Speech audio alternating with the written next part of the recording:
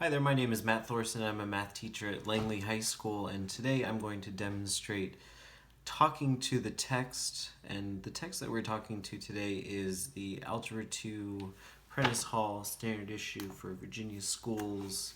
And the particular text that we're talking to is Chapter 4, Quadratic Functions and Transformations. And so the purpose of talking to this text is to start to get a deeper understanding of how we can actually read mathematics textbooks and not see them as something that are just a big bunch of problem sets, but realize that these are actually a useful tool that can help us if we make the most out of them.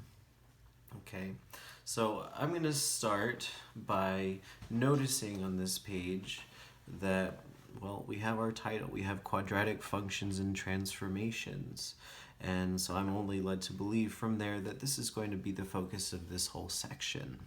So I read that title and I make sure that I actually understand what we're going to be talking about. So quadratic functions, these are something that I think I have a good idea of.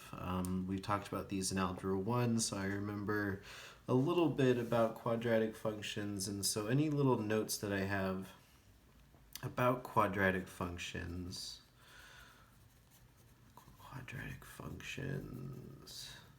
and transformations, I want to go ahead and mark those down. Okay, so quadratic functions, I remember like a U shape, something like that. When I talk about transformations, though, that's not really a term that I'm really that familiar with yet, but I have heard the word before. So when we're talking about transformations, well, I think of transform, and then I think of transform, I think of, well, maybe they're going to change a little bit. And I'm not sure where this is going to head, but I want to start to make predictions so that I can see where we're heading in our text here.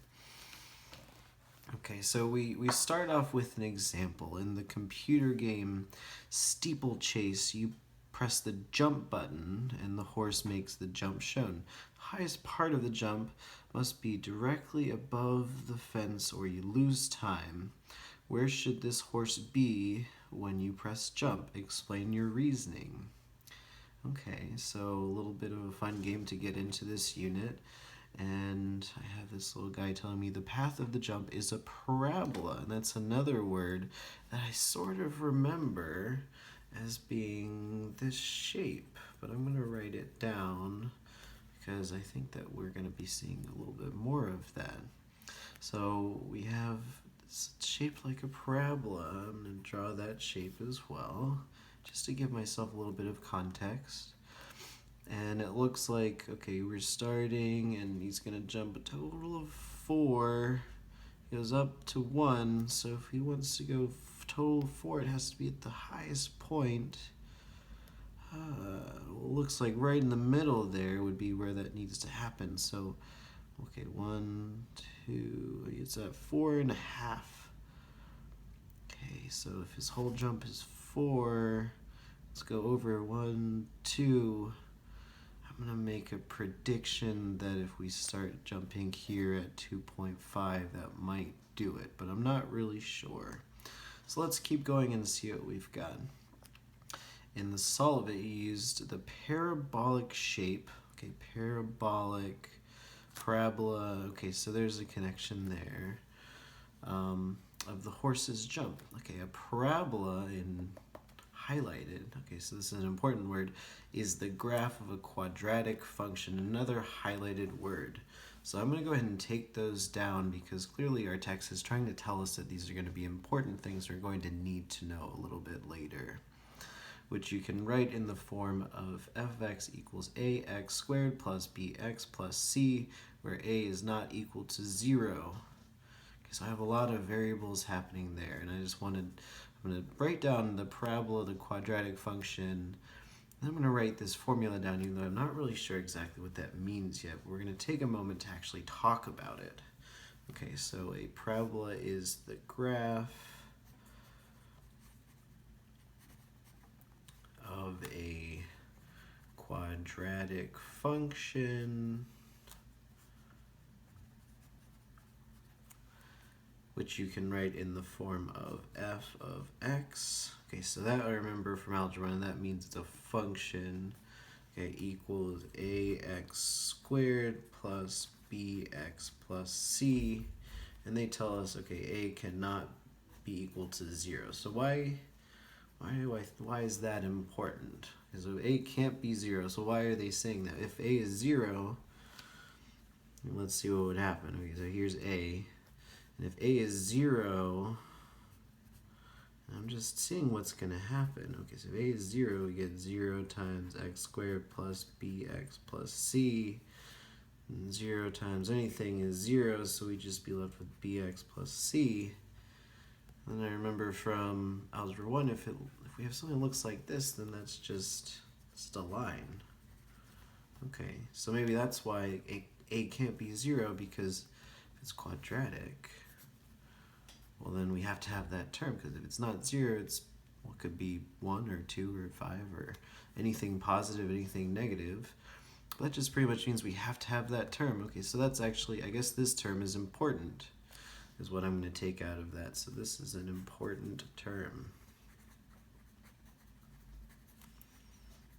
Okay, and I'm just jotting down any notes or any ideas that might pop into my head. Okay, essential understanding in red. So this sounds like something we're going to definitely want to take note of. The graph of any quadratic function is a transformation, okay, that word that we had at the beginning, of the graph of the parent quadratic function y equals x squared. Okay, so they say the parent quadratic function, comma, y equals x squared. So those mean the same thing. Okay, so parent quadratic function y equals x squared. Okay, the graph of any quadratic function is a transformation, and before we had said that maybe that means we're going to transform it, we're going to change it. We change the graph of the parent function y equals x squared. Okay, and we don't have a whole lot here. If we look back to the equation we had before, well, we had a bx, we had a c, we had an a, and here we just have an x squared, so we don't have a whole lot of extra stuff here. Let's talk about what maybe parent quadratic function means. That's another term that we haven't really seen before, but let's think about what that could mean.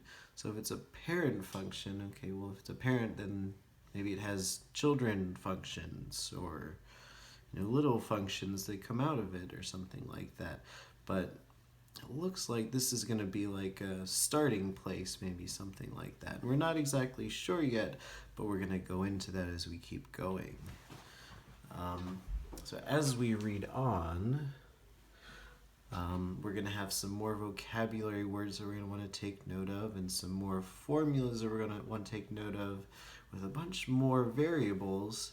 We're going to read into the context of this page to sort of get some idea of where we're heading.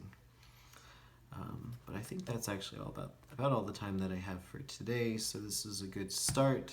We're going to keep going through these notes as we move forward, but I wanted to get into just how dense these textbooks are, and how reading through every line and creating connections to what you've learned before and what you think might happen in the future is going to be a very important part of as you try to, and as you get into reading your math textbooks.